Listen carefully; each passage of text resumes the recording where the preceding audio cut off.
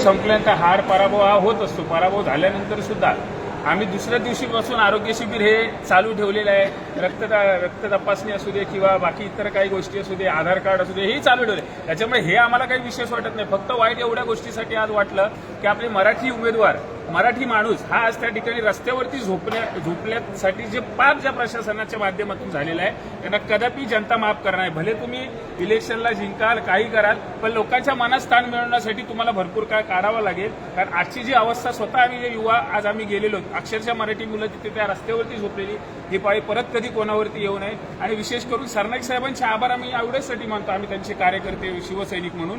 साहेब, ही अशी सेवा करण्याची संधी आम्हा प्रत्येक शिवसैनिकाला द्या.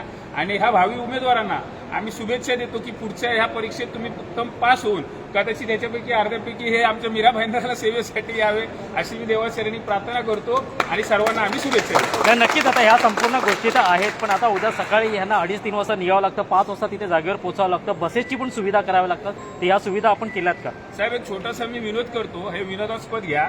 सगळी सोय आम्ही करू शकतो, तेवढी ताकद सरनाईक साहेबांमध्ये. मग भरती प्रक्रिया सुद्धा आम्हीच घेतो ना, ह्यांना घ्यायची गरज नाही ना. जर तुम्ही एखाद्या उमेदवाराची लांबून आज धाराशिव पासून ते नांदेड पासून त्या ग्रामीण भागातून हा आपला तरुण आलेला आहे. एक माणुसकीचं भान ठेवलं पाहिजे ह्या लोकांनी.